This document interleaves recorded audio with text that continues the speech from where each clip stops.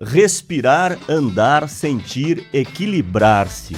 Movimentos tão naturais que só percebemos a sua complexidade quando alguma coisa deixa de funcionar. Hoje, vamos entrar no universo de uma ciência que trabalha justamente para recuperar movimentos, funções e autonomia. E descobrir até onde pode chegar a atuação de um fisioterapeuta. Senhoras e senhores, sejam bem-vindos. Está no ar o Inove Podcast desta semana.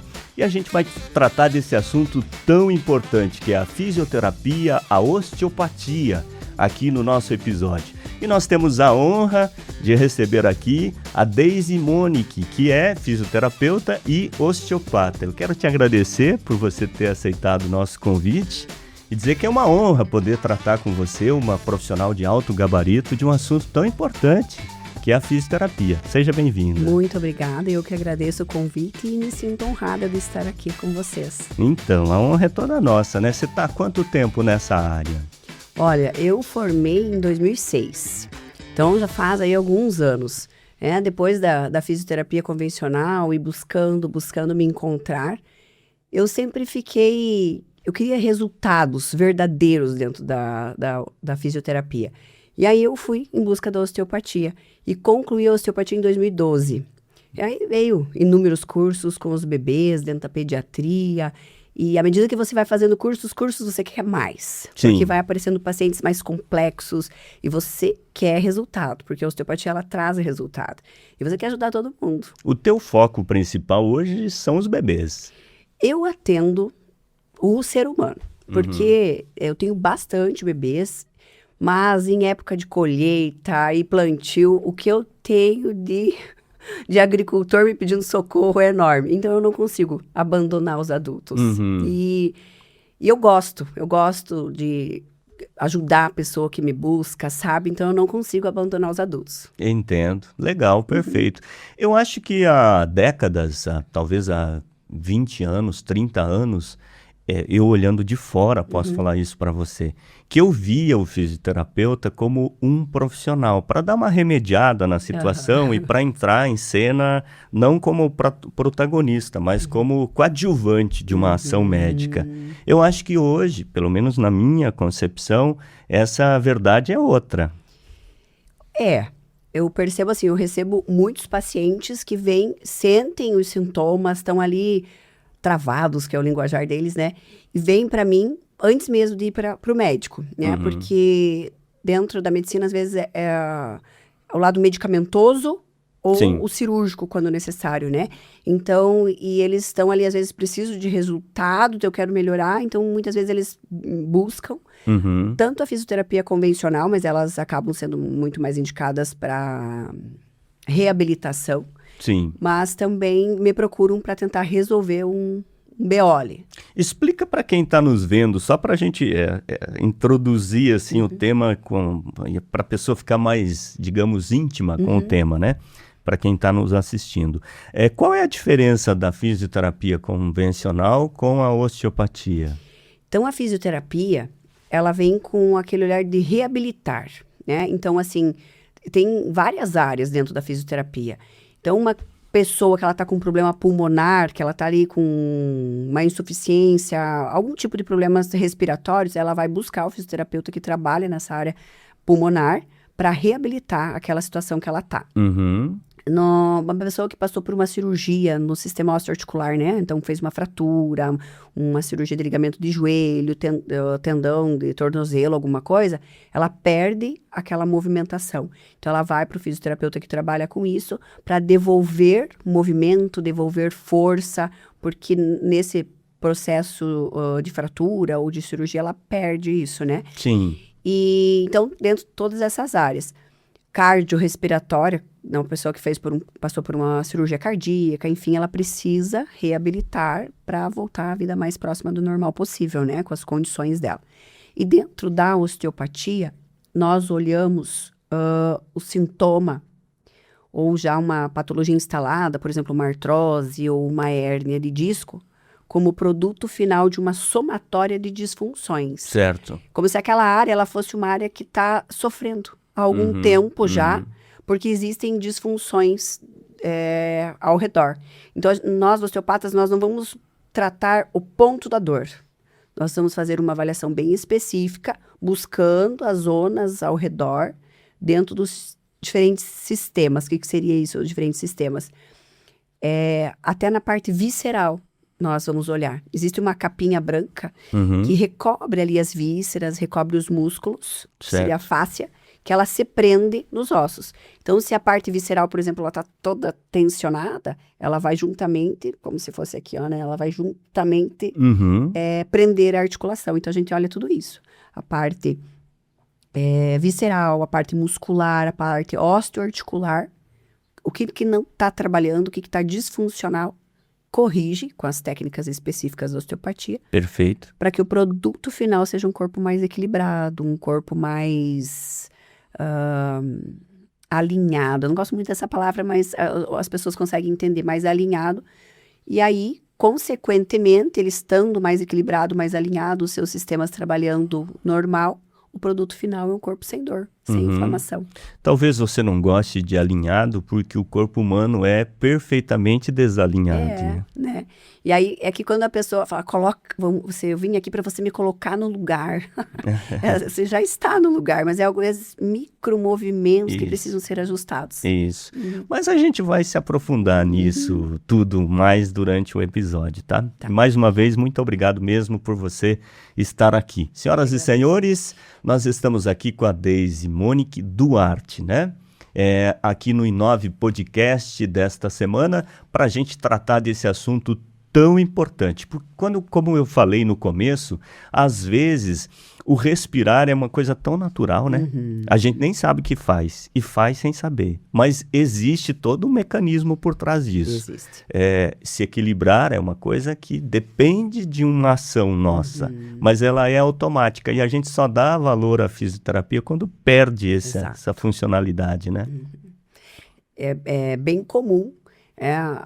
Eu até converso muito isso com os meus pacientes, que às vezes você está ali, os teus joelhos, os teus cotovelos, eles estão bem, né? Aí você está agindo, você nem percebe. Aí nem lembra que tem. Exato. E aí chega um momento que você machuca, aí você fala, meu Deus, puta merda, como me faz falta o meu joelho, o meu tornozelo bem. E aí que você passa a valorizar. E como você citou, quando a gente está no automático, às vezes aquilo está acontecendo diariamente e você esquece de ser grato. Exatamente. Tudo tá saudável. Perfeito, isso mesmo. Senhoras e senhores, o Inove Podcast está no ar para Redilar Supermercados. Redilar na Marechal Rondon, ao lado da Igreja Matriz, e na Exídio Bosa, na região da Estação Rodoviária. Redilar, onde é gostoso economizar. Arte Estofados Decor, da suavidade das cortinas à praticidade das persianas. Arte Estofados Decor, o toque final que faz toda a diferença. Sela Contabilidade, contabilidade geral, assuntos fiscais, imposto de renda, legalização de empresas. Sela Contabilidade, telefone 3635-4490. Inviolável, monitoramento eletrônico, presença aqui, protege. Inviolável, monitoramento em todos os momentos. Rinaldi Postos de Serviços. No Rinaldi tem o Volare, um programa de pontos e vantagens exclusivo do Rinaldi. E o Shell Box de toda a rede Shell. E ainda tem a Shell Select. Postos Rinaldi, vantagem em dose dupla para você.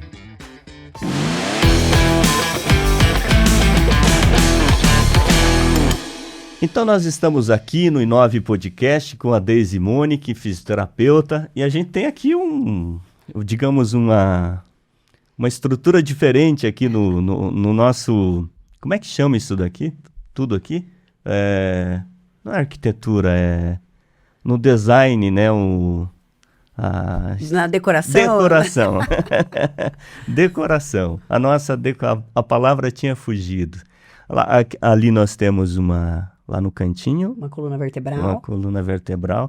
Aqui nós temos um bebê e aqui um crânio infantil. Um crânio infantil. E daqui a pouco a gente vai usar isso aqui para fazer um mise-en-scène do seu dia a dia lá, né? Para a gente poder expor aqui um pouco mais do teu trabalho. E você entrou para a osteopatia impulsionado por quê? Essa vontade de trazer resultado para os meus pacientes, né? Eu sou muito perfeccionista e eu quero as coisas para ontem. Então, essa questão da fisioterapia convencional, que é 30, 40 sessões para eu devolver um resultado para o paciente, me incomodava um pouco, assim. E aí, já na faculdade, a gente tinha ali a matéria de terapia manual. E eu observava que a partir do momento que eu corrigia a biomecânica, que seria a mecânica do nosso corpo, né? O paciente já se sentia muito melhor. Então, dentro da terapia manual na faculdade, eu comecei a observar isso. E foi acendendo em mim essa vontade de, chega ali, você com dor, eu quero que você saia do meu consultório sem dor. Então, esse imediatismo, sabe? Sim. Seria isso. Que legal. E a gente pode dizer que a osteopatia pode ser considerada uma medida preventiva? Sim, sim. Eu dou um exemplo assim para os meus pacientes. Observe o seu corpo como um carro. Se você está ali percebendo que o carro está desalinhado, está pegando no pneu. Então, não adianta, às vezes, eu só ir lá, passar um pretinho no pneu, passar um spray, ou, como se fosse uma medida cirúrgica, e trocar o pneu, sem eu organizar aquela mecânica.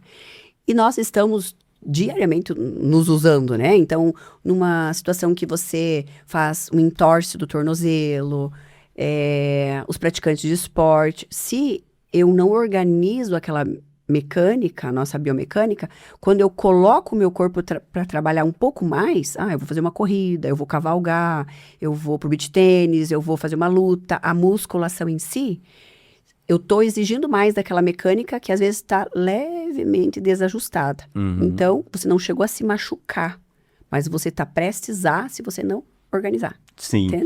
Eu tenho uma lembrança que eu me impressionei com essa informação. Eu machuquei meu ombro. E aí tratava uma bursite. Não era bursite. E aquilo foi evoluindo até que ficou insuportável. Procurei um profissional de ombro. Ele falou, olha, provavelmente você tem uma ruptura de tendão, de tendões, né? E aí eu fui para a ressonância, fiz a ressonância, ele falou, de fato, está mais de 80% comprometido. Se fosse menos de 80%, a fisioterapia resolveria o problema para você. Na maioria dos casos, resolve. Eu te pergunto, como é que resolve um tendão arrebentado? O tendão em si não vai se regenerar sem cirurgia nesse caso. Então, o que acontece? Aquela área que foi lesionando ali, foi rompendo a fibra muscular, ela era uma área que estava sobrecarregada, né? Até eu gostaria de mostrar uma imagem, porque eu gosto muito de trabalhar com as imagens, mas ele fica roçando ali, digamos, a cabeça a clavícula ali, né? Sim. Anatomicamente falando aqui, a clavícula. Então, ele fica roçando em cima do tendão.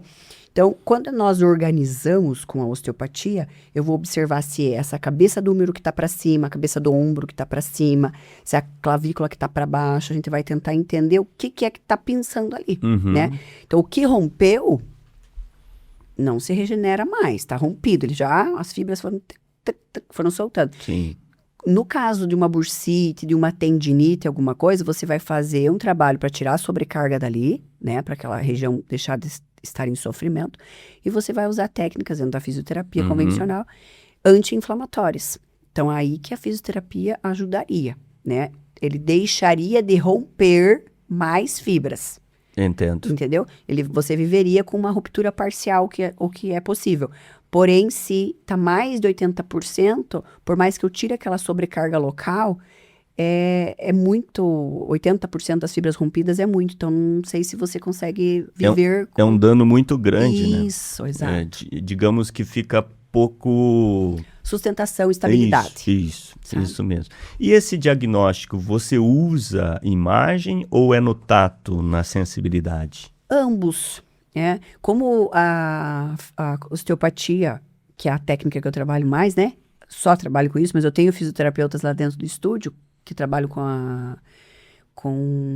a ortopedia tradicional. Às vezes eu olho a imagem para ver o quanto que já está danificado. Mas para eu entender o que está gerando este dano é com a mão. Sim. A imagem é só para ver a intensidade do dano. Sim. Eu já passei por tratamento de fisioterapia porque eu tive uma fratura de perna. Você está diante de um cara todo estraçalhado, todo remendado, jogando futebol. E eu sei da importância do processo de fisioterapia. Mas nem sempre o resultado da fisioterapia é aquilo que a gente almeja. Quer seja na lentidão da recuperação, na plenitude do resultado e, enfim, vários fatores. E você me diria que a culpa está no paciente ou no fisioterapeuta? São mais de um fator, mais fatores. Por quê? Se é um paciente, vamos dizer, é um corredor, tá? E ele sofre a fratura. Existe uma memória muscular que vai favorecer a recuperação, entende? A intensidade da fratura. Se ela tem aquelas fraturas em galho, né? Que ela quebra, sobe, lesiona o músculo, enfim. E o corpo do paciente, se é um corpo que favoreceu aquela... me fugiu a palavra agora, o grudar do osso, sabe? Então... são mais de uma coisa que está relacionado. É lógico que também tem o fatorzinho se aquele fisioterapeuta é bom ou não, né? Sim. Então, são várias coisas que têm que ser olhadas, mas não existe um culpado de não ocorrer uma boa recuperação, né? Eu acho também que tem paciente que é relapso, assim, com os cuidados, e tem outro que é um pouco comedido demais, medo de machucar de novo. Porque já passou por um trauma, já ficou inseguro, né? E tem as crenças também. Ai, será que eu vou voltar? Será que eu não vou conseguir? Que envolve os medos que você está relatando. Então, são N coisas que vão favorecer ou não a recuperação desse paciente. Sim. Deise, quando você trata de um adulto, você pergunta onde é que dói? Dói aqui, dói ali? Como é que tá isso? Como é que tá aquilo? E quando é um bebê? Como na osteopatia, a gente vai buscar, através da avaliação, o que está por trás daqueles sintomas, então a avaliação ela é muito importante. E no bebezinho é um toque muito sutil. Mas a gente também olha para as expressões faciais desse bebê, para o choro, né, para a coloração da pele. É um pouco mais difícil porque o único meio de comunicação que o bebezinho tem é o choro. Então, às vezes, o fato de sair do colo da mãe e ir pro meu colo, que é um colo desconhecido, ele já vai chorar. Então, assim, a gente tem que levar muita coisa em consideração. Mas esses são os sinais que nós usamos, mas também a avaliação em si, que é sentir as restrições dos tecidos ali da barriguinha, se é uma barriguinha que está estufada, se não está, a hora que você coloca a mão, até alteração de temperatura, mas às vezes você pega um abdômen, assim, licença, vou pegar aqui. Claro, fica à vontade, deixa eu te ajudo aqui. Olha lá. Eu não tenho muita habilidade com crianças. Tá puxando pelo pé a criança. Então, às vezes vai pegar o bebezinho aqui, né? Você pega pela barriguinha, um lado vem bem e o outro é rígido, sabe? Vem bem, você vê que aqui, às vezes está rígido, você vai tentando soltar. Aí, por exemplo, a inervação dos intestinos aqui vem da região do bumbum. Aí eu vou lá no bumbum, sentir como é que tá aquela peça óssea. Aí você vai observando se o bebezinho faz careta, reclama, não, né? Você vai tentando.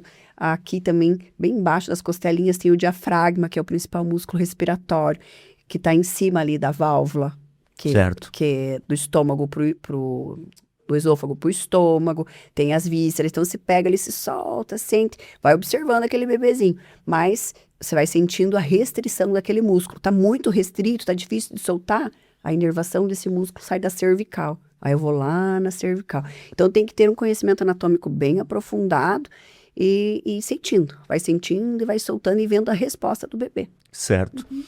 A gente sabe que há um padrão, né, de tratamento para o ser humano. A medicina prevê isso.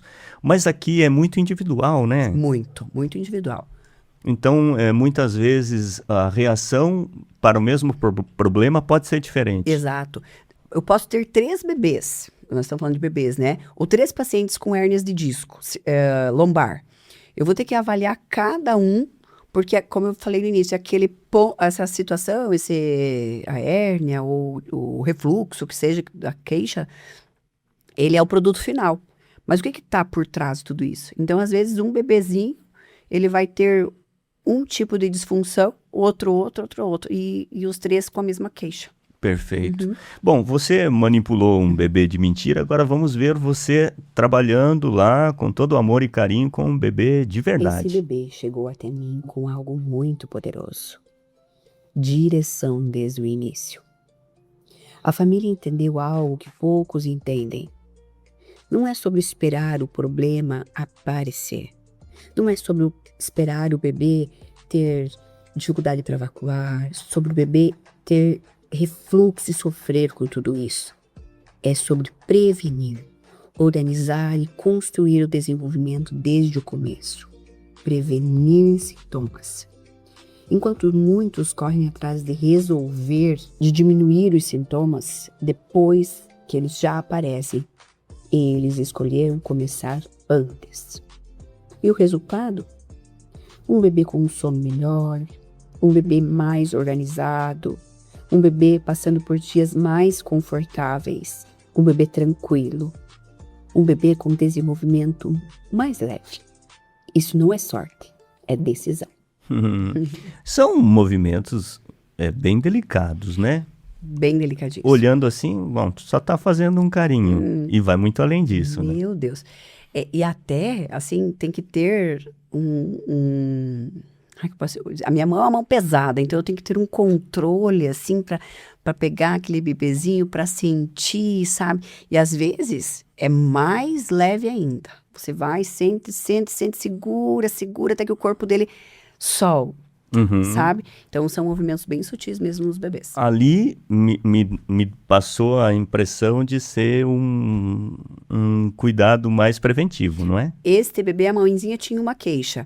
Ela vinha uma gestação, a mãe ansiosa. Então, uma gestação assim que levou o bebezinho a ter um pouco mais de dificuldades para dormir.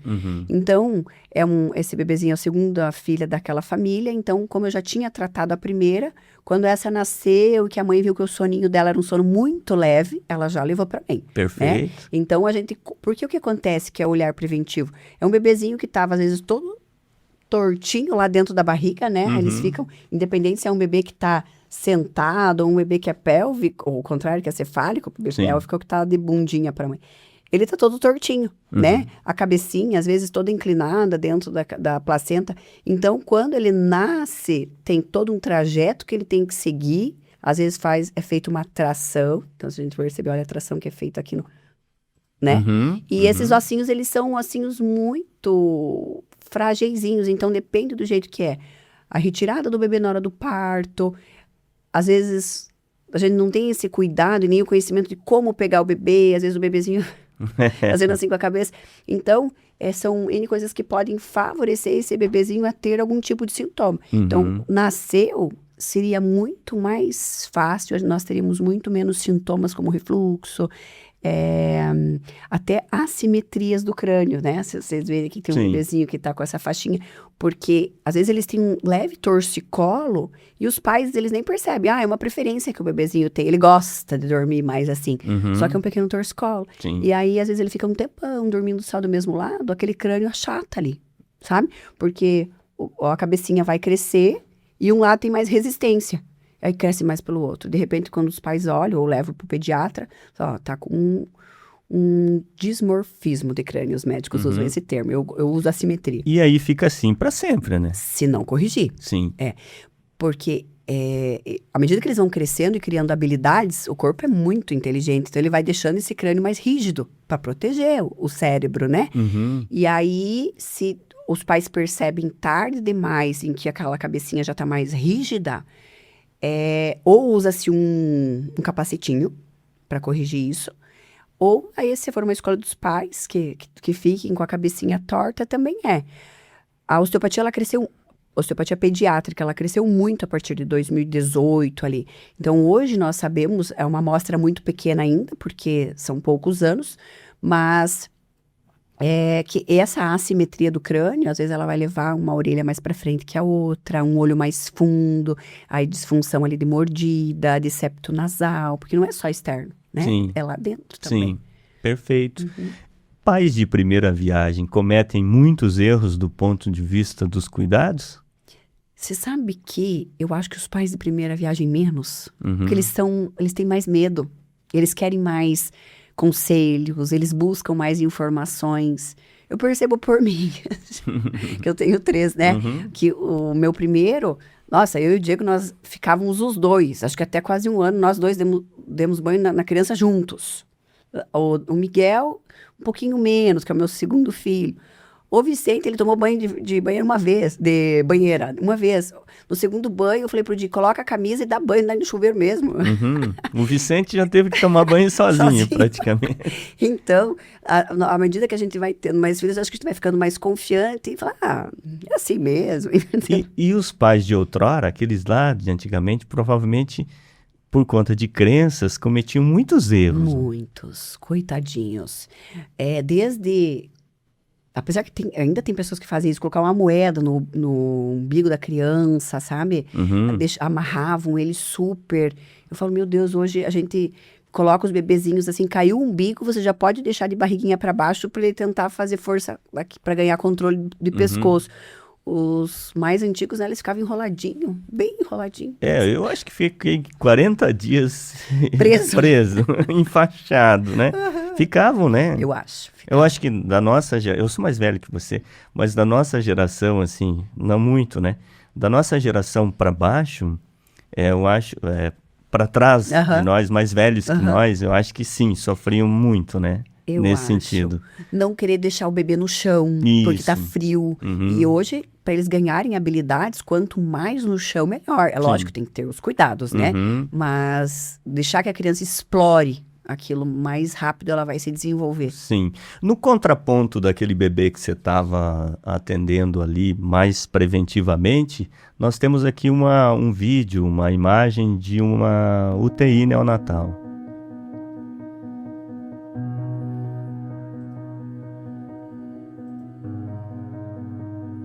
Aí, o papel do fisioterapeuta é imprescindível, né? Nossa, muito.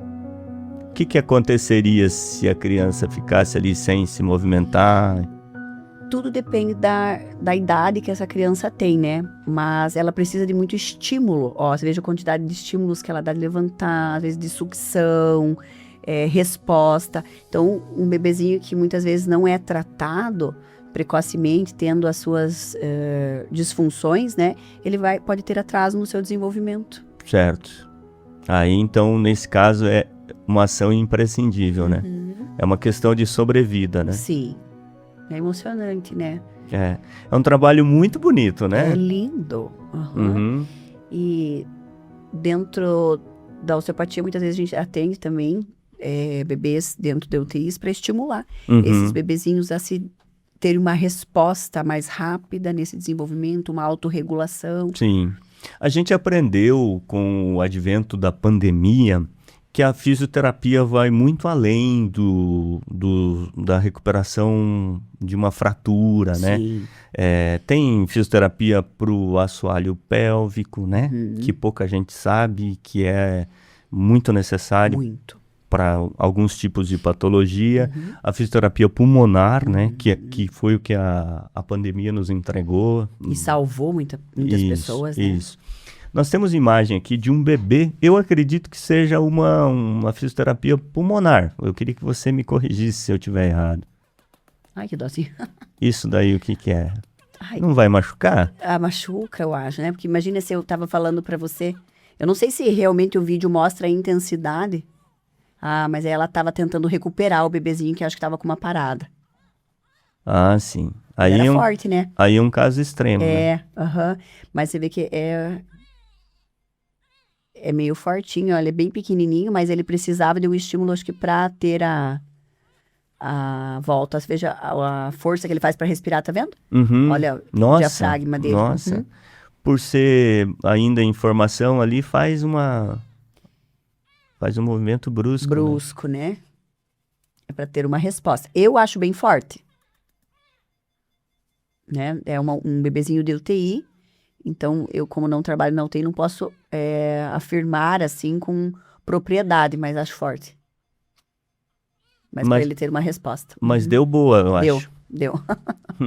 Mãezinho. A gente, o ser humano, precisa lutar pela vida desde o princípio, né? Sempre, desde que nós estamos na vida intrauterina, né? Começa aquela história do momento em que você ainda...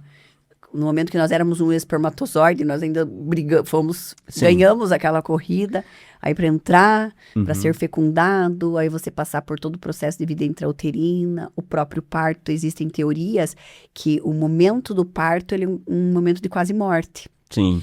E tem umas terapias que eles voltam para o momento do parto, como o renascimento, para você corrigir algumas coisas.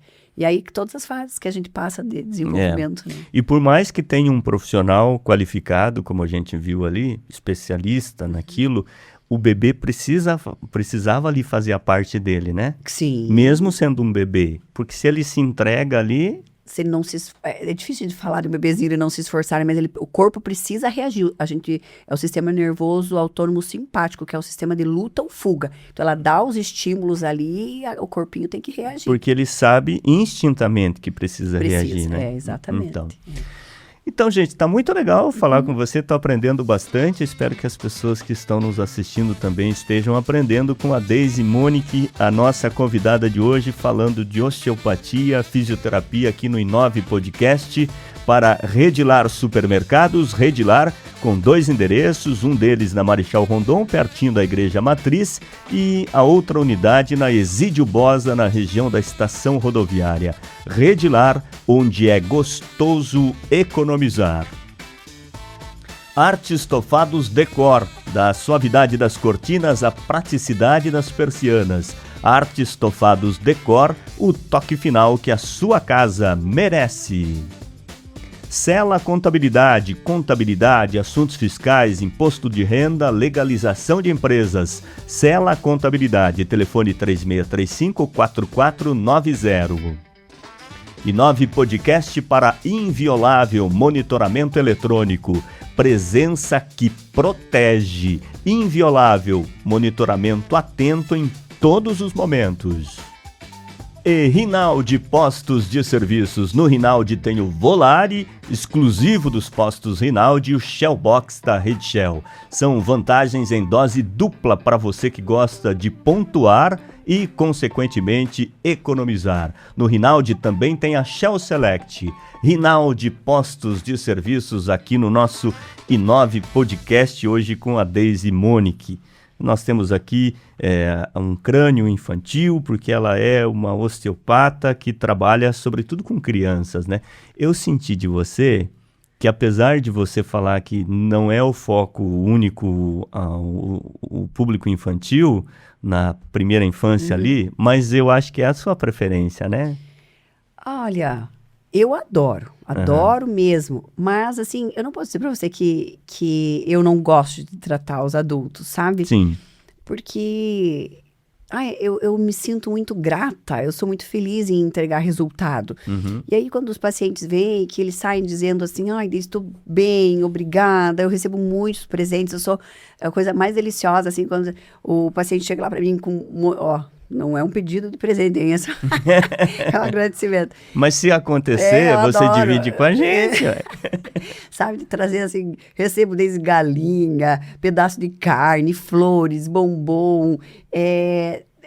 Sabe, o paciente vem feliz e faceiro, assim, desde eu tô bem. Então, para mim é muito satisfatório, eu fico muito feliz com isso. Então, eu adoro tratar bebês, mas não consigo dizer pra você, tipo, é a minha preferência. Mas às vezes eu acho que a vida, ela tá me direcionando em alguns momentos para eu tratar mais bebês, assim. Perfeito. Você salvou uma viagem internacional minha, a gente lembrava antes do programa, né? Então, imagina se eu não fico feliz. Já imaginou se ele não consegue viajar porque estava com dor, né? Então, isso, de fato, quando você se depara com um relato desse, há de haver uma sensação de recompensa para você, né? É isso. É exatamente essa a questão. O paciente chegar e relatar exatamente o que você me falou. Que eu não sabia se eu desistia da viagem ou não, porque eu estava com dores. Aí você ficou sem dor, você conseguiu aproveitar. Sim. Isso, né? É gratificante, né? Isso, exatamente. Então, a gente falava antes de outros tratos da fisioterapia que não apenas a recuperação por conta de uma fratura ou de uma mobilidade corporal deficiente, né? Tem eu acho que é biofeedback que fala, né? Quando é fisioterapia no assoalho pélvico. Sim. Pessoas com incontinência fecal. Urinária. Quando, de forma natural, com a idade, tanto homem quanto mulher, muitas vezes a mulher um pouco mais pelas questões de ter bebê, que passa ali às vezes 9 meses, aquele peso, né, do bebezinho sobre o assoalho pélvico, é uma coisinha que pode favorecer essa perda de força e a mulher ter essa incontinência urinária, mas também ocorre nos homens. Então, assim como músculos dos membros dos braços e das pernas perdem força, do assoalho pélvico também. Então, pode ocorrer sim. Então, existe esse aparelhinho em que você conecta ali e que vai mostrar para você a quantidade de força que você está. E vai te ensinar a contrair novamente. Mas o tratamento é ali na região anal e no aparelho urinário. É ali, mas tem mais coisas que podem somar, né? Mas existem os profissionais específicos com essa especialização para tratar isso. Tem isso, a pessoa vai ficar ali, tipo, numa posição indesejada para tratar disso, muitas vezes. Tem essa parte do tratamento, né? Eu posso falar com propriedade porque eu já fui essa paciente quando eu estava gestando. Então, eu busquei uma colega, que ela é especialista nessa região de disfunções pélvicas, e ela trata toda a região do períneo, que é aquela região muscular entre o ânus e a vagina, né? No caso da mulher. Mas no caso do homem também, às vezes vai tratar a mesma região. Não posso falar com propriedade, como eu te falei, porque é um tratamento específico. Sim. Mas vai ter exercícios que ela vai passar com uma pelve para você trabalhar ali, para fortalecer, para você ganhar mobilidade, porque existe a inervação que sai da coluna vertebral e vai para aquele músculo. Então, tem que estar livre também aquela musculatura, ela tem que estar recebendo informações, eu posso explicar isso de forma simples, que o meu cérebro manda aquela informação para aquela região, então a parte nervosa tem que estar livre e que você esteja conseguindo contrair bem essa musculatura, né? Então, o profissional especializado nisso, ele vai observar essa fraqueza, ela vem decorrente de quê? Pode ser psicológico, pode ser motora. Pode ter mais de um fator também. E aí a musculatura, eu acho que com o tempo pode cansar também, né? Cansar, enfraquecer, né? Sim. Eu acho que nós temos um vídeo que mostra... Uma outra coisa que é muito discutida também é a fisioterapia pélvica com biofeedback, tá? Parece sim melhorar a função erétil de forma significativa. Tem dois estudos randomizados até que foram feitos, uma melhora que eles mostraram de 5,54 vezes mais chance de recuperação da função erétil quando comparada com quem não fez. Só para lembrar que o uso do sildenafil, do Viagra, Cialis, eles aumentam, em geral, a chance em 3,21 vezes, né? Para você ter chance de voltar a ter a ereção. Porém, só para lembrar que a gente ainda tem pouco estudo em relação a isso. Parece, sim, funcionar bem. Então, nesse caso, até para disfunção. Eu acredito que sim. Depois eu posso passar para vocês uma profissional aqui de Laranjeiras que trabalha especificamente com isso. Eu acho que ela pode falar com mais propriedade. Mas acredito que a disfunção erétil, ela também tem a ver com essa disfunção pélvica e essa conexão via neuronal, né? Cérebro, informação para a região. Sim, mas a gente está contextualizando isso para dizer, né? Como a fisioterapia é abrangente, muito mais do que a nossa van filosofia pode calcular. São reabilitação de todos os sentidos, né? Ela pode trabalhar. Então, a gente podia pedir para o Anselmo fazer o resgate daquele importante membro do nosso corpo humano. Ali a pessoa, para ter daquele tamanho ali, tem que ter que altura? 1,60. Porque ela dá mais, talvez 1,58. Aqui se mais preciso. Uma coluna cervical. É uma coluna vertebral, vertebral. Né? A cervical é só aquela região mais alta. É só a parte de cima lá, né? Aqui é a estrutura do corpo humano, né? Aqui é a nossa pelve, né? Quando a gente olha aqui, vai terminar no... Deixa eu virar aqui um pouquinho. Fica à vontade aí. Aqui, ó. Vai terminar no cóccix, ali, né? Uhum. Então, todo o sacro, aquela região que muitas vezes as pessoas reclamam quando elas falam assim, ai, me dói essa região da lombar. Então, normalmente tá aqui, que uma disfunção de movimento aqui, ó, esses são os ilíacos, né? Então, se ele bloqueia para frente, ele pode gerar uma perna alongada. Se ele bloqueia para trás, ele pode gerar uma perna curta.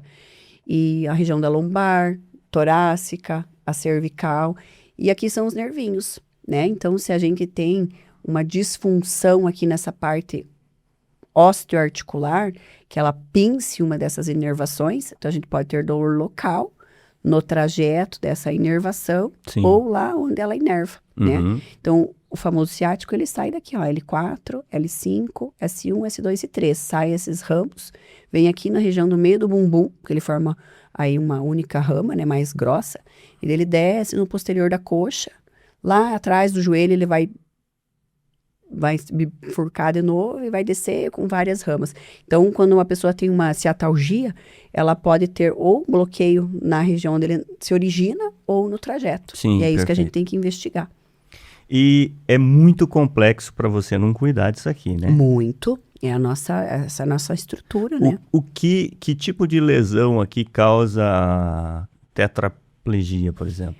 As tetraplegia, hemiplegia, ela vai ser quando rompe, porque a inervação, ela manda a informação do sistema nervoso central para quem o nervo corresponde, né? Vamos imaginar que uma tetraplegia, ele vai ocorrer de uma lesão vinda lá de cima, Uhum. porque aí é as inervações mais altas, né? Sim. Então, e aí... Aqui uma paraplegia, digamos Isso, assim. ou se for só de um dos lados, ele pode dar uma hemiplegia. Só que as hemiplegias normalmente ocorrem assim, quando tem um AVC, alguma coisa que ele vai daí danificar mais um lado do corpo, né? Uhum. Mas se a pessoa tem rompeu, né, a inervação, aí é quando ocorrem as tetraplegias, hemiplegias, paraplegias. Quando a gente cai de costas, assim, tipo uma manga no chão, e aonde que machuca aqui, que dói, assim?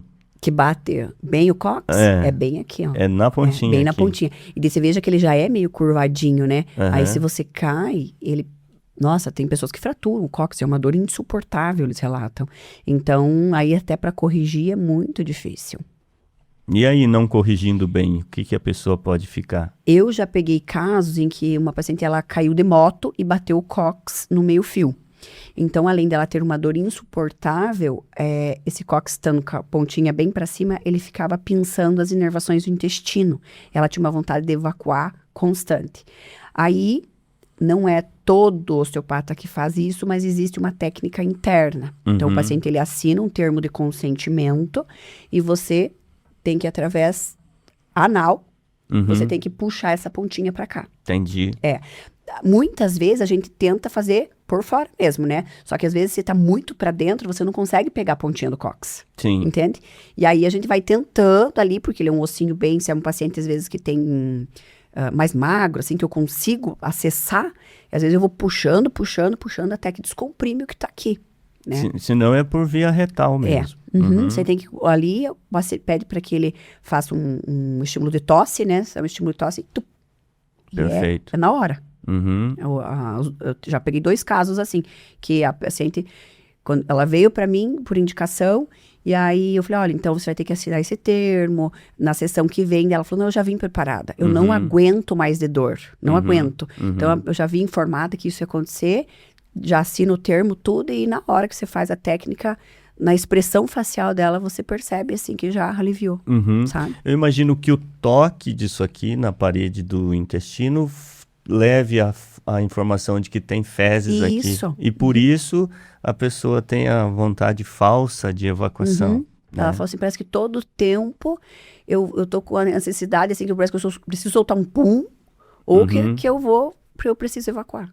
E é falso. É falso. E aí vai, sofre e continua. Não, fica às vezes, e além de que no momento que ela ia evacuar, ela sentia muita dor, sabe? Daí fez inúmeros exames, tudo, não tinha nada. Porque aí pode causar fissuras, hemorroidas, Muita né? coisa. Porque aí fica forçando indevidamente, né? Forçando, sentado ali, causando pressão, né? Sim, perfeito. Muito bem. O senhor Anselmo, o senhor tem a bondade de como é que é o Alex lá do Jô? Anselmo. Esses dias eu estava assistindo uma entrevista do Jô, era tão bacana. Era, né? nossa, faz falta. Faz falta. Uhum. Eu tô conseguindo me resolver aqui com você? Super. É? Tô mostrando intimidade no Assim. assunto? A gente estuda, né, Anselmo? O Anselmo me ensina.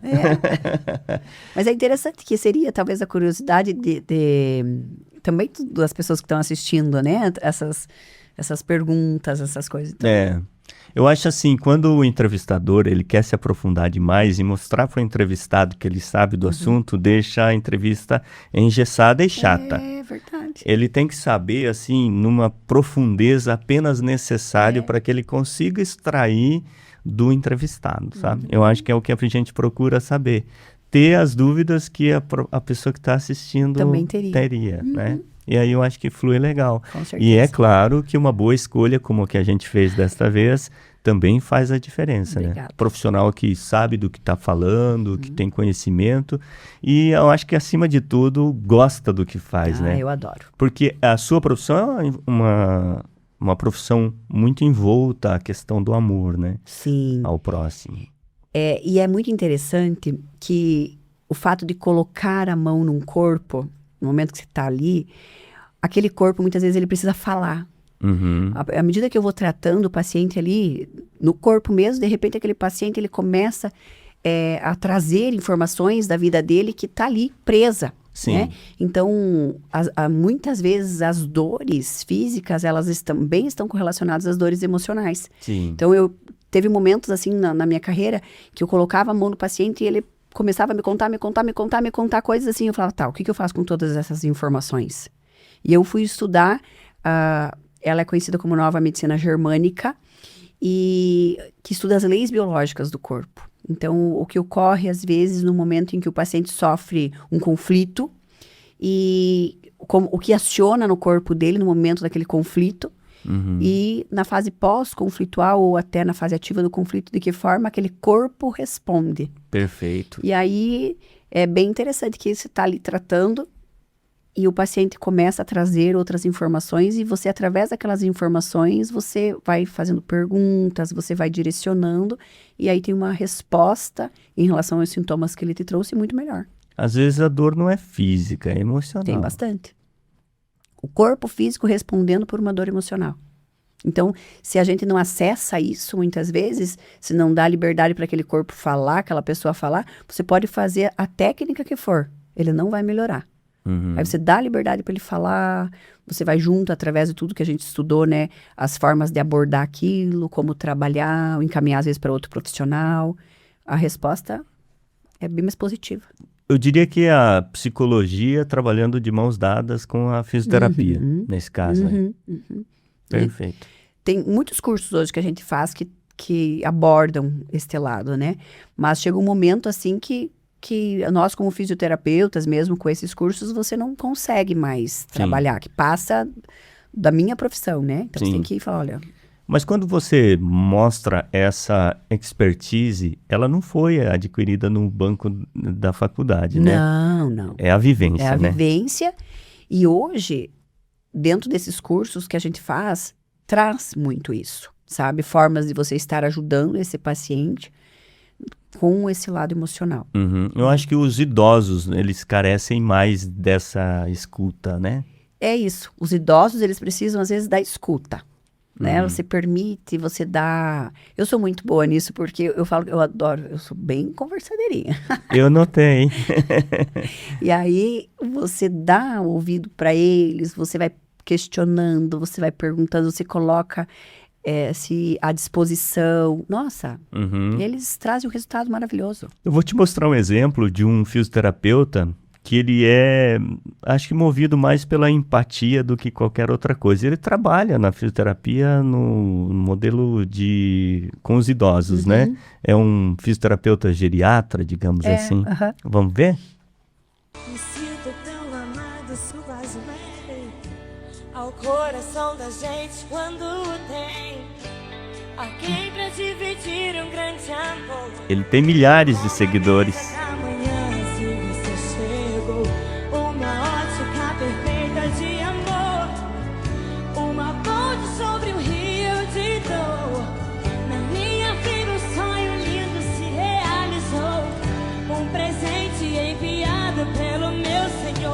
Ai, senhor.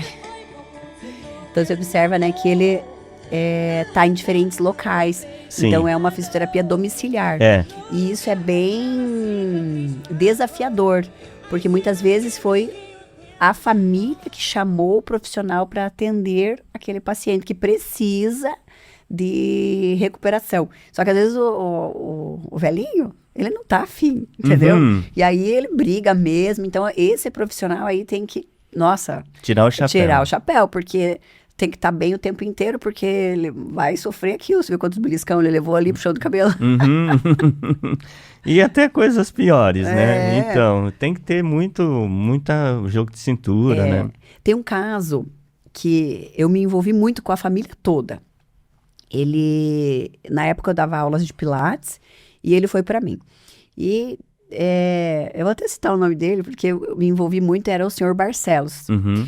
E aí a gente ficou muito íntimo. E na época, ele não conseguia ir até o estúdio, então eu falei, não. Eu deixava quase 2 horas para ele, eu ia buscá-lo em casa, desmontava a cadeira, levava para o estúdio, fazia toda a sessão de reabilitação dentro do Pilates e levava ele para casa.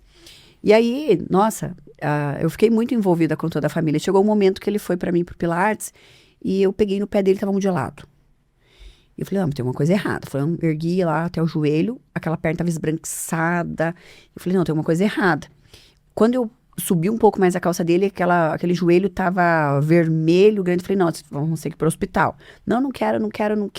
Eles são, assim, puxa tua orelha. Uhum. Não, que eu que sou o mais velho, quem manda sou eu. Eu falei, mas nesse momento está sobre a minha responsabilidade. E acabou que ele amputou aquele joelho. Ele teve que ir para casa da família dele lá em Maringá, dos outros filhos. E subiu um pouco mais a amputação.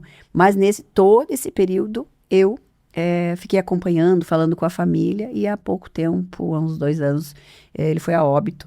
Já bem mais velho, assim. Mas ele era um amor. Uhum. Mas passava por isso. Eu tinha que ter o tempo. Tem dias que ele tava brabo, que ele não queria fazer, então eu tinha que conversar, era eu, a mulher dele, a filha dele, todo mundo incentivando, vamos, e tem dias que ele me dava vários xingão. E eu falava, não, a gente vai fazer, eu vim aqui pra isso.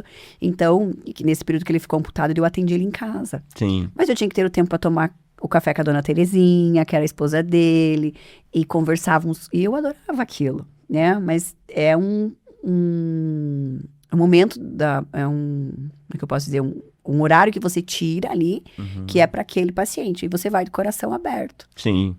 E aí você ganhou um paciente e um amigo, né? Super. Uma pessoa que fez, uma família que fez parte da sua história. Exatamente. E eu da história deles, porque Sim. eu já não atendia mais na época, porque eu já tinha os 3 meninos, e com as crianças exige um pouco mais, né, desse tempo. Uhum. E aí, quando ele foi a óbito, a família lembrou de me avisar. Deise, na osteopatia, 2 profissionais e o mesmo paciente, eles têm que oferecer o mesmo diagnóstico? Olha, na verdade, dentro da osteopatia, a gente não olha tanto para o diagnóstico. Esse paciente tem uma hérnia de disco. Ok, ele tem. Mas nós vamos... A hérnia de disco é o produto final, lembra? Sim. Eu vou em busca o fator causal da hérnia. Então, eu vou buscar tudo ao redor. Então, eu e você podemos ter vindo da mesma escola de osteopatia, mas nós poderíamos ter abordagens diferentes, mas em busca da mesma coisa, o que levou à hérnia, Uhum. né? Então, a gente sempre vai tentar buscar os fatores causais. Certo. Mas o resultado tem que ser bom, né? Tem que ser bom, objetivo. Independente do caminho que você escolheu. Tem que ser positivo. Uhum. Esse exemplo que eu dei de hérnia de disco, a artrose, que é, né, um desgaste que ocorre ali na articulação, eu gosto muito quando se trata da coluna vertebral. Depois que eu organizo todo aquele sistema, tem uma maca, que é a maca de flexodistração. Ela é uma maca que ela abre sutilmente o espaço para tentar descomprimir um pouco aquilo, sabe? Certo. Eu gosto bastante do resultado quando eu somo com o tratamento que eu já fiz. Perfeito. Muito bem, gente. Nós estamos aqui no Inove Podcast de hoje com a Deise Mônica Duarte. Ela é fisioterapeuta, osteopata e está dividindo com a gente as suas experiências e passando importantes informações acerca dessa área tão importante para a vida humana. E o Inove Podcast está no ar para Redilar Supermercados, Redilar na Marechal Rondon, pertinho da Igreja Matriz, e na Exídio Bosa, ali na estação rodoviária. Redilar, onde é gostoso economizar. Inove Podcast para Arte Estofados Decor, da suavidade das cortinas à praticidade das persianas. Arte Estofados Decor, o toque final que a sua casa merece. Sela Contabilidade, assuntos fiscais, imposto de renda, legalização de empresas. Sela Contabilidade, 3635-4490 é o telefone. Inviolável, monitoramento eletrônico, inviolável, presença que protege, inviolável, monitoramento atento em todos os momentos. E Rinaldi Postos de Serviços. Volare é um programa de pontos e vantagens exclusivo dos postos Rinaldi. Shell Box é um programa de pontos e vantagens da rede Shell, ou seja, nos postos Rinaldi, os clientes têm vantagem em dose dupla. A Shell Select também é uma prerrogativa do Rinaldi aqui no centro de Laranjeiras do Sul. Rinaldi Postos de Serviços aqui no Inove Podcast. Hoje a Deise Mônica é a nossa convidada, a gente está falando de osteopatia, fisioterapia. A gente sempre tem segundas intenções aqui. O Anselmo estava reclamando outro dia de um problema e aí eu falei, vamos chamar a Deise, que a gente já faz moral, se precisar ela te atende. E ele vai querer desconto. Tá bom, tá tudo certo. Hoje eu não vou te filmar para nós economizar, tá, Anselmo? A gente sempre mostra ele, faz uma pergunta, hoje não vamos, ele já apareceu aqui, né? Trazendo a coluna. Trazendo a coluna e levando a coluna de volta. Tá bom. Ó, eu vou mostrar para você aqui, a fisioterapia é uma coisa dolorosa, né? Depende. Nem sempre. Mas às vezes é terrivelmente doloroso. O paciente já vem com dor. Aí você vai mexer em cima daquele corpo que está cheio de, às vezes, processo inflamatório, restrição de movimento. Então, à medida que você tenta devolver isso, alguns pacientes têm dor, mas não é sempre. Cirurgia de ombro, por exemplo. A pessoa fica 45 dias, não sei como é que está hoje, mas antes era o protocolo 45 dias. Que você não pode nem erguer o braço. Apoia, né? Travado ali, né? Aí quando vai mexer, a pessoa quase morre de dor.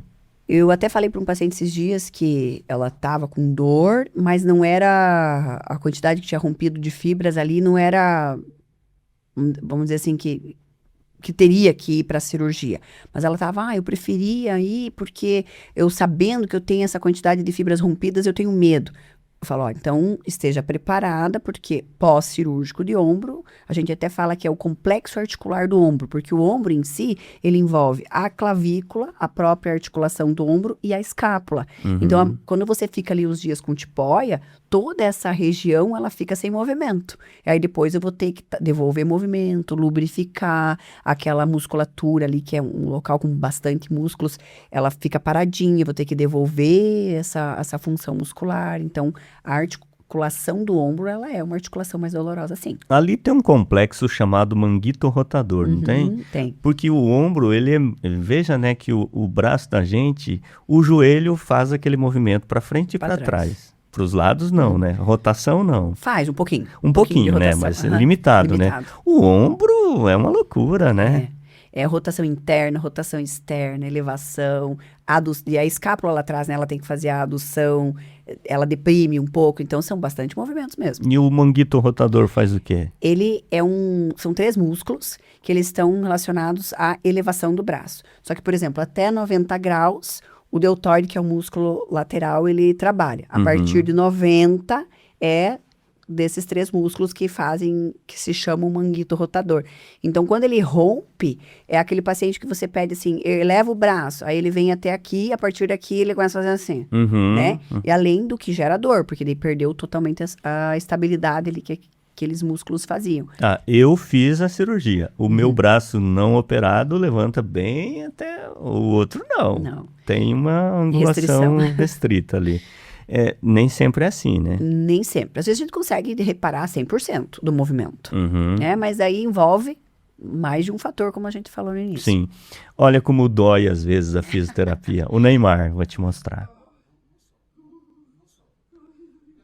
Esse é o Neymar e o processo de fisioterapia da última lesão dele. Chorando. Ui, ele forçou.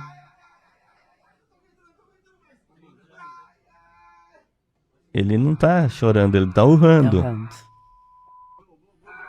e falando palavrões. Ali ele tá forçando, porque provavelmente foi ali era cirúrgico? Será depois pós-cirúrgico? Não, era. Pós-cirúrgico. Ele perde totalmente o movimento. Então, ele chegou o paciente vai ganhando uma amplitude daquele movimento, chega um momento que ele fica mais rígido. E ali os profissionais estavam tentando ganhar a força, aquela amplitude de movimento, o máximo da flexão de joelho, né? Eu sempre acho que o Neymar tá fingindo, mas ali não, né? Acho que não. É doloroso. Tem bastante pacientes que vêm assim, de pós-cirúrgico do quadril, de joelho, que até que você ganhe essa amplitude de movimento máxima, eles sofrem bastante. Uhum. Tem um vídeo do Craque Neto, você já deve ter ouvido falar, né? O Sim.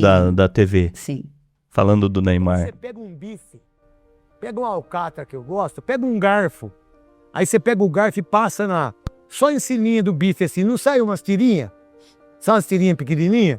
É mais ou menos a contratura ali, Aí quando você faz a ultrassom, choquinho, gelo, quente, aí aquilo lá vai... Cicatriza. E ele vai e cicatriza. E fica ali. Mas mesmo assim, cicatrizando, você sente uma dor ainda. Se apertar lá, não você sente, mas tá cicatrizada. Se aquele estiozinho do BIT não tiver cicatrizado do departamento médico, e se o preparador físico não sabe o que é, a primeira vez estoura. Aí não estoura o fiozinho. Aí você bota o dedo no BIT, o dedo enfia lá dentro. É esse o músculo. Aí rasga. Aí rasga, irmão. Vocês que não sabem, ficaram aprendendo agora. Aí você tá com aquilo lá, aí você fica de pé jogando pôquer. Aí você fica aqui só. Aí já tá tirando onda. É um leigo falando. É, isso que eu ia falar. Ele deu uma explicação mais ou menos. Mas, assim, que no caso da ruptura muscular, né? Que é quando essas fibras que ele citou, elas rompem. Então, à medida que você faz ali o procedimento para tentar diminuir o processo inflamatório, faz todo o processo que tem que ser feito para ajudar esse músculo que está ali em estado, como é que eu posso dizer?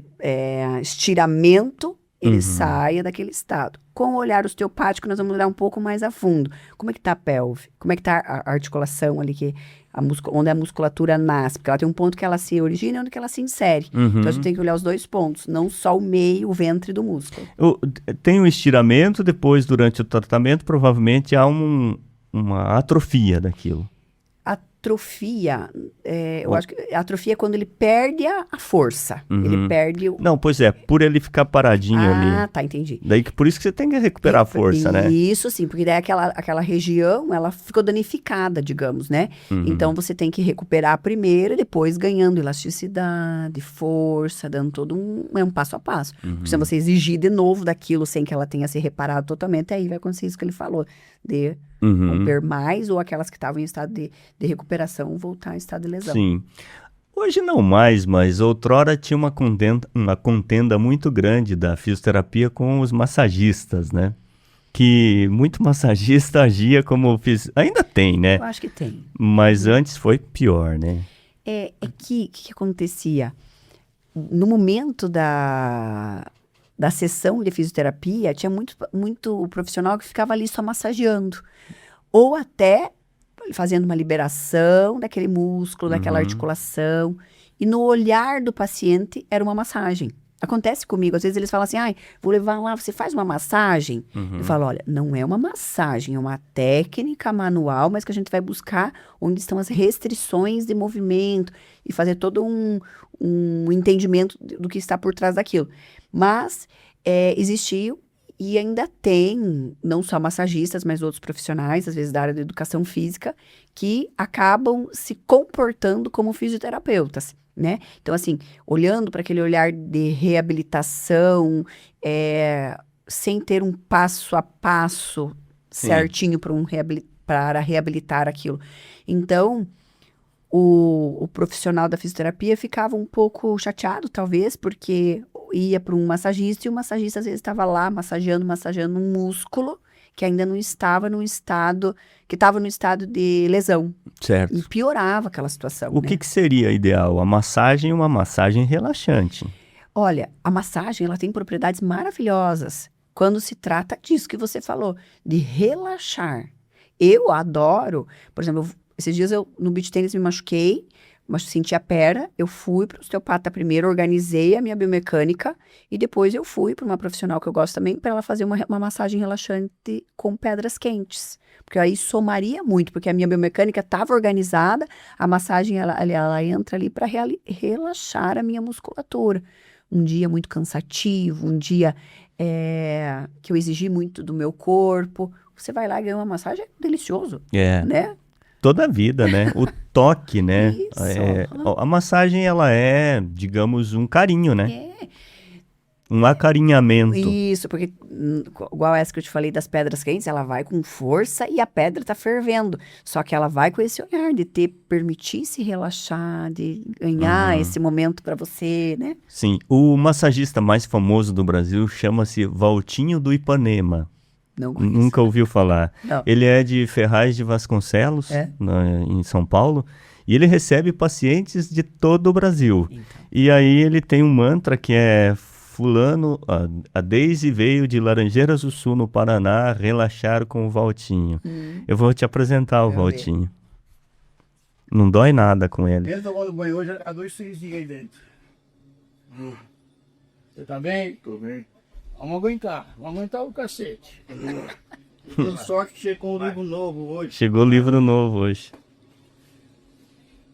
Ele usa bambus. Meu pai.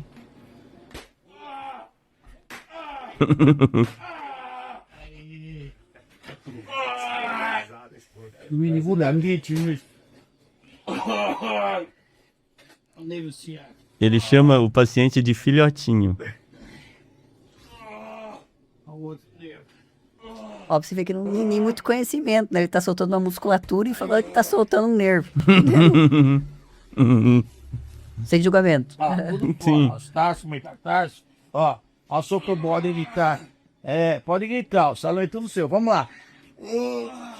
2. Tem um grandão aqui. Aí, cachorro, aí, o pezinho de São Paulino. Você não vê gelatina, filho. Tá doce, ó. Você não come. Aí, ó. E a pessoa vai morrer de dor, né? Ai. Desde lá na tua clínica é assim?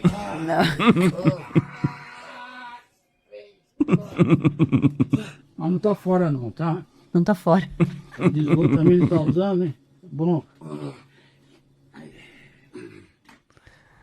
Esse é o Valtinho do Ipanema. De fato, ele é famosíssimo no Brasil por essas massagens, digamos, nada sutis. Bem malucas, né? Ai. Eu tenho até medo desse tipo de coisa, porque ele tá simplesmente em qualquer lugar ali, metendo o cacete. O bambu?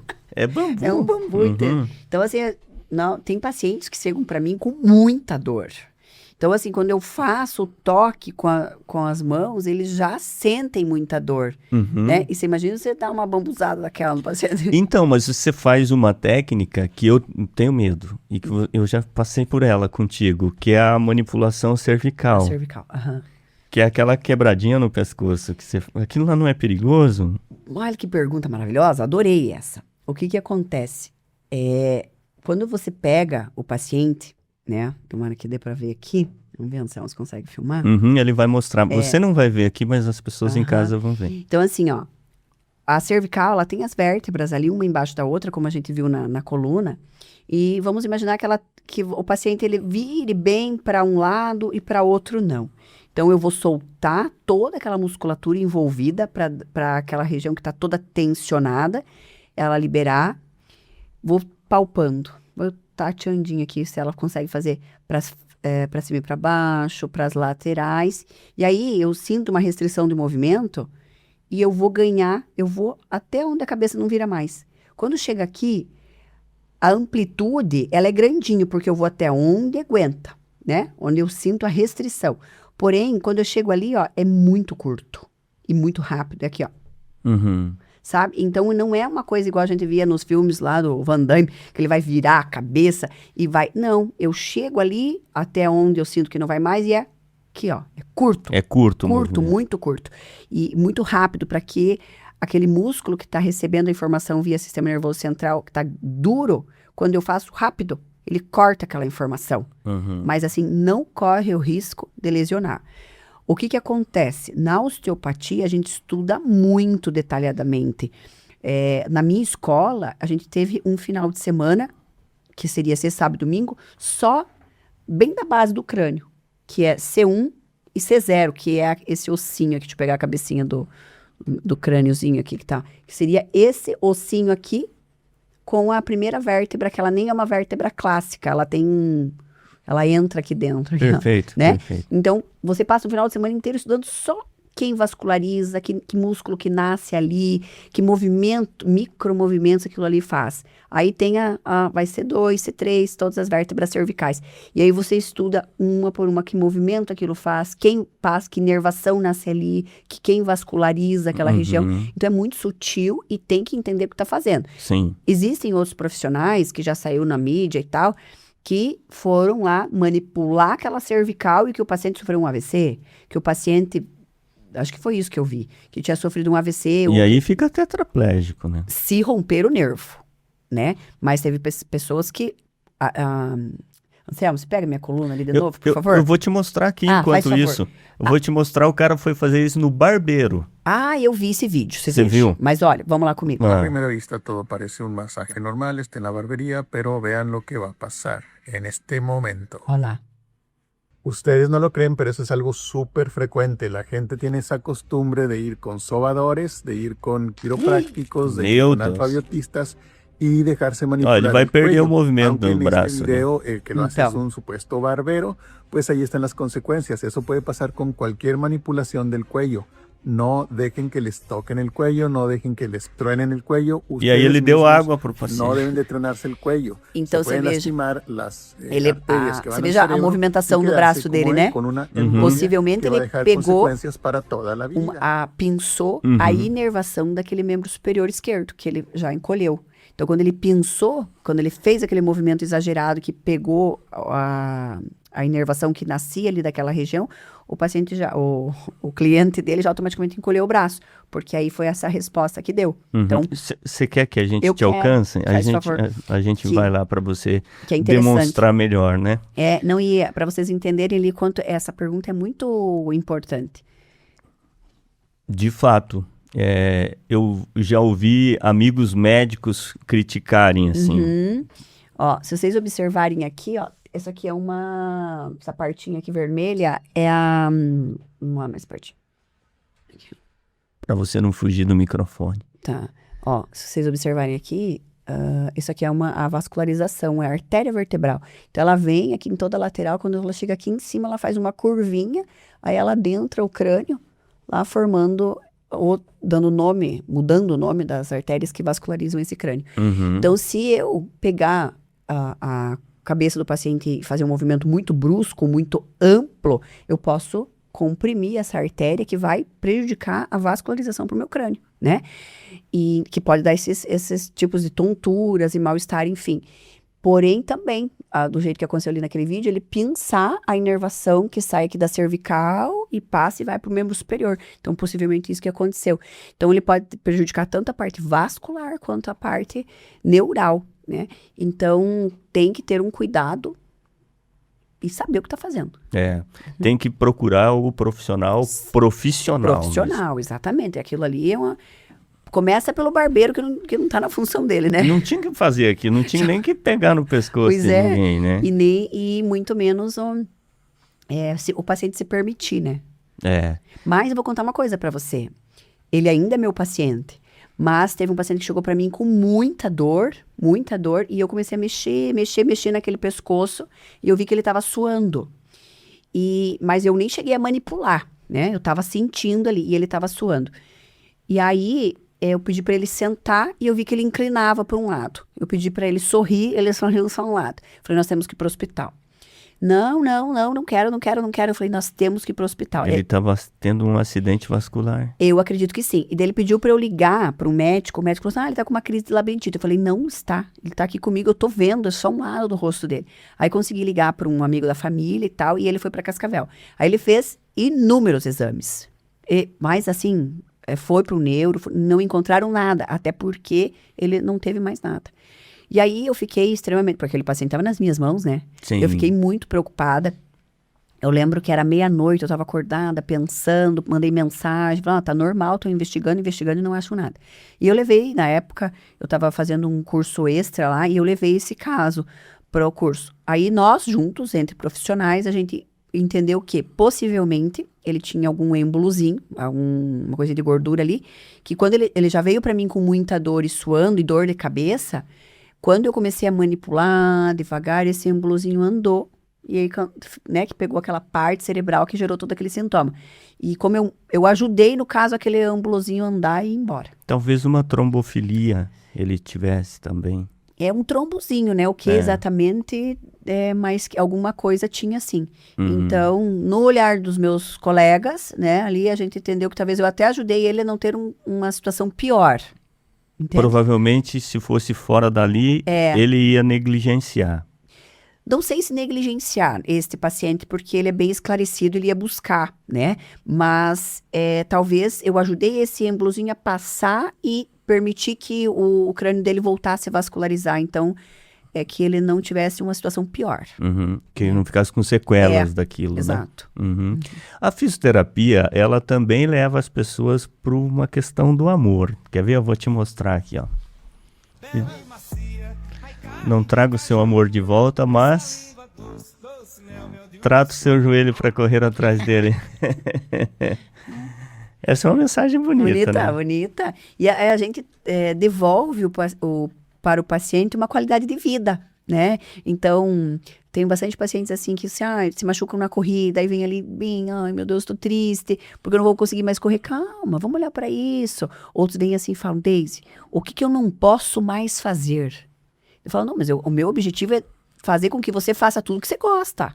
Não é, agora vou ter que ficar deitado, agora vou ter que não correr mais, não jogar mais. Vamos trabalhar para que você possa correr atrás do que você ama. Sim, eu entendo que a fisioterapia, ela também é uma questão de perseverança, né? Dos dois lados, do paciente e do profissional. Do paciente como? Quando a pessoa melhora um pouco, ele já quer fugir do profissional, porque ele entende que ele já merece alta. Temos diferentes pacientes. Tem aquele que, vamos dizer assim, melhorou 80%, ele fala, não, já tô bom.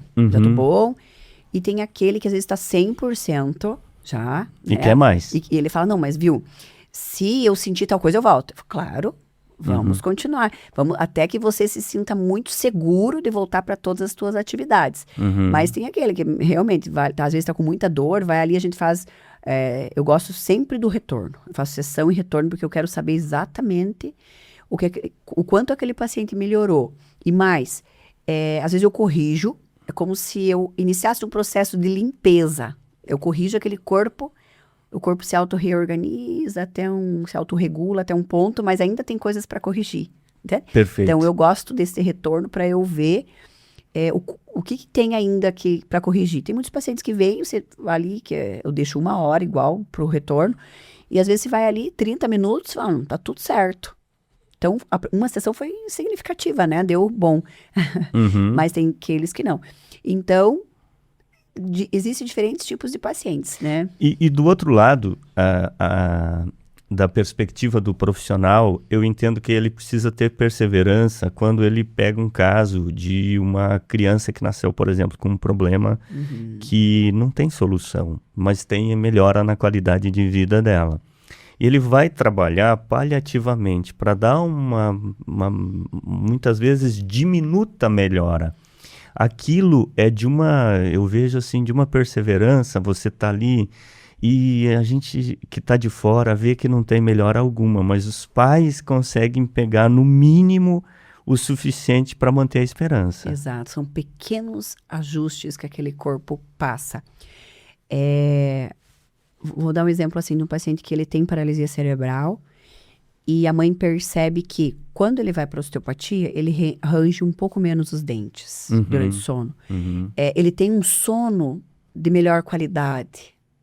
Esse paciente, ele não consegue verbalizar, mas a mãe já conhece muito dele. Então, a mãe percebe, sim, grandes melhoras, mas talvez para um olhar de fora é quase que nada. Mas cada um com as suas disfunções, digamos, as suas condições, né? Tem um outro paciente que ele tem um autismo bem grave e esse do autismo bem grave é um pouco mais assim, que a mãe percebe ele muito mais calmo depois. Sim. Ele aceita mais o toque, então assim, aquela pelve dele que é totalmente rodada, enfim, na escola ele cai menos, entende? Então são esses pequenos detalhes. Tem um outro paciente também que tem autismo que a mãe nota o jeito dele sentar. É uma mãe que tem um olhar muito amplo, assim, ela já tem conhecimento maior dentro da anatomia e tal, e aí ela fala assim, ele tá sentando torto de novo.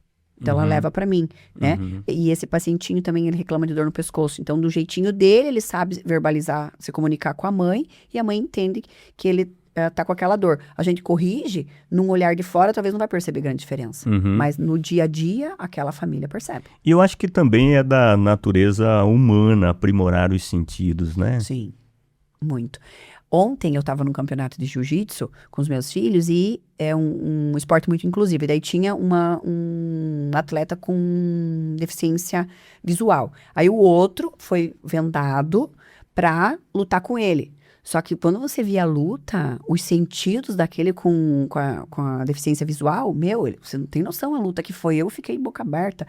O outro, que foi vendado depois, ele ficou meio que sem saber o que fazer. Mas aquele que já não tem o conhecimento de quanto, se ele já nasceu, deficiente visual, se foi com o tempo, mas os sentidos dele muito desenvolvidos. Sim. Isso é uma reparação do corpo humano, né? Sim. Perde um sentido, aprimora outro. Para compensar. Né? E até em outros tipos de lesões, assim, por exemplo, uma pessoa que passou por um AVC, né? Que ele perdeu a função de uma parte cerebral. Existe a neuroplasticidade, que bem trabalhado com a fisioterapia, estimulando aquele corpo a se desenvolver, outra área cerebral se responsabiliza por aquela que perdeu. Perfeito. Deise, quero te parabenizar pelo conhecimento que você demonstrou aqui, pelo carinho que você tem pela profissão, que fica latente, né? Nas suas expressões. Eu vejo que você se envolve mesmo com as pessoas. É uma questão de empatia mesmo, né?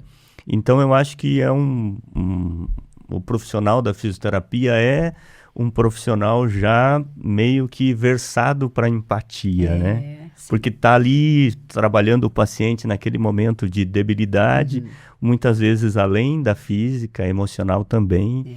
Uma pós-cirurgia, um pós-trauma de acidente, a pessoa também se debilita emocionalmente, muito, né? Então, o que acontece? Uma boa profissional como você, que sabe da coisa no trato físico e sabe das questões emocionais, vai ser muito importante para a pessoa no momento em que ela mais está fragilizada, né? E é isso que você falou. Não é fácil. Eu falo assim que a gente consegue ter uma verdadeira empatia com a pessoa quando você até já passou por uma situação dolorosa, né? Então, as vivências da gente, assim, com os estudos, enfim, com a conversa que você tem com o paciente vai ajudando ele a passar por tudo isso. Então, a fisioterapia, ela é linda, sabe? E acredito que o profissional que ele tá para ser um fisioterapeuta mesmo, no decorrer da sua formação, ele vai desenvolvendo isso. Quem às vezes não acaba não se envolvendo, né? Às vezes ela vai buscar outra área, enfim, não se encontra. Mas realmente é isso que você falou, você acaba tendo essa empatia e tentando ao máximo resolver aquele problema. Legal. Então, senhoras e senhores, foi com essa pessoa que tem muita empatia e que faz o mundo de muita gente melhor que a gente conversou hoje aqui no Inove Podcast. Deise, muito obrigado por você ter aceitado o nosso convite e por ter estado aqui conosco nessa 1 hora e pouco que a gente ficou no ar, tá bom? Eu que sou grata, gosto muito dessa conversa, né? E fico lisonjeada com o convite. Imagina, a gente que fica por você ter dito sim para ele. Nós estamos aqui encerrando no YouTube, no Spotify e nas demais plataformas da Inove, mais um episódio do Inove Podcast. Muito obrigado por sua audiência, a gente volta na próxima semana. Até lá, pessoal!